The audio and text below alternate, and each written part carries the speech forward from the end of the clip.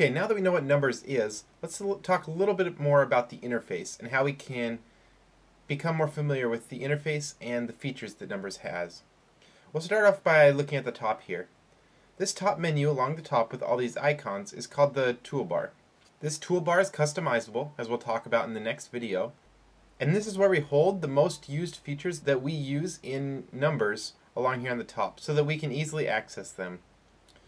So you can see here that obviously we have different view modes. So we can decide to show or hide the format bar, rulers, layout, and print view, as well as the formula list and comments. So that's all controlled here under this view drop down. We can add new sheets to our document by simply clicking add a sheet. It adds a new sheet as we see here in our sheet view. And we're going to talk about that in about 20 seconds here.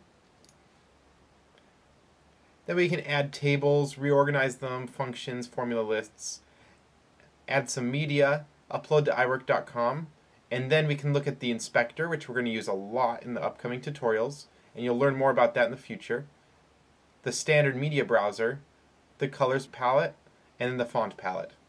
And these are standard across all the iWork and iLife applications. Now right below that we see a line here, and we see this smaller format bar, or a smaller toolbar. It's called the format bar. Now what makes the format bar a little bit different than the toolbar is that these toolbars, first of all, are customizable and they're static, which means they do not change. This format bar changes depending on what we're using. So if I click here on a table, I have all the options I need to control this table and to control the cells within the table. If I move to this text box, the options change to options that I'll need if I'm controlling a text box. So here we have font options, coloring options, opacity, versus when we were looking at this table, we had options here to control a table, such as cell formatting, borders, headers, footers, and then also some font options for the font that we have inside of here. And then now let's click on a chart, and you'll see that we have options for charts, such as colors, of course font again for the chart, axes, and different sorting options. And so this changes depending on what we're looking at right now, and that's why the format bar is so useful. Now you don't need to see this. You can hide it by coming up here to the view drop down and clicking on hide format bar, and you can access all those features that we saw using the inspector palette. And so all these options here, if we're looking at charts, come over to the chart icon, and all of the options can be found inside of here. Now the only problem is I prefer to have these available at a glance. So with the format bar open, you can see I have all the options within these three tabs easily accessible up here at the top.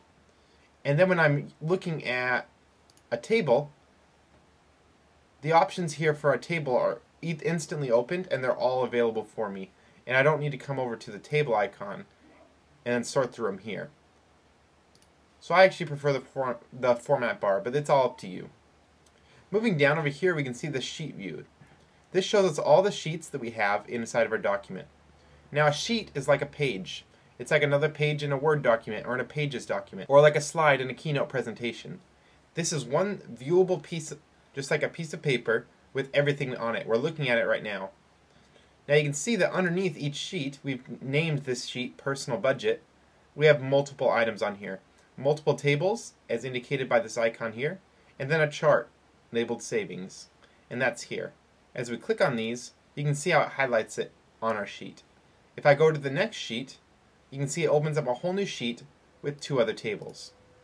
And we can name these tables and name the sheet to personalize this. This is one thing that makes Numbers quite a bit different than Excel, is that we can have multiple tables here on the same sheet. And then we can have charts next to our tables. And so this sheet view keeps you up to date with what's going on in each sheet and within your whole document. As I click here on Savings, the Savings chart uses information from this annual budget month by month. And we can also see that information represented up here as I have Savings selected, but it's also dependent upon this table here. And we can see that by clicking it. So this can be a very, very useful tool here, the Sheets view. Moving down below that, we have the Styles view. This Styles view is also very nice to easily add style and change the colors and styles of your tables or charts. You can see here we're using the blue fill style. By simply clicking another one, we can change the style of this dramatically.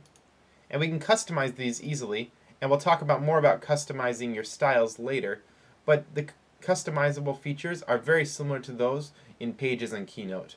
Below that we have some summary information. This is a really cool feature of Numbers. As we highlight multiple cells here, we can get quick, up-to-date information about these cells down here in the lower left-hand corner. You can see we can look at the summary here. This is a quick summary, an addition summary of everything that we have highlighted here. So all these cells add up to this sum here of $3,557. In addition, we have the average. So the average of all those cells is this amount here. We have a minimum, a maximum, and then the number of cells we have selected. So you can see that this heads-up information can be very, very useful to make adjustments within only a few seconds. All we have to do is select the cells that we want to see information for, and then we can look down here and we instantly have all this information at hand. We can even go a step farther by adding formulas quickly. If I want to, for example, say this were deleted, I'm going to delete this here.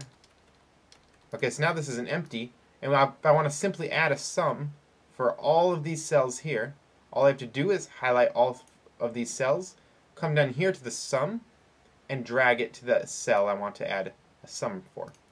So now this is the sum of all those cells. So adding basic formulas is very, very simple in Numbers. And we can do that using the simple drag and drop method. And then of course we have our main window here. And this is where we control everything. The zoom features are available down here. We can zoom anywhere from 25 to 400%. And then we can turn on print view by clicking this little icon here. And now we can see the whole sheet just as it will be printed. So there you go, that's a basic overview of not only Numbers, but also the interface within Numbers. So we're going to talk more about these features as we go on. We'll talk about each of these in greater detail, so I invite you to follow along and see what more lies in store for Numbers.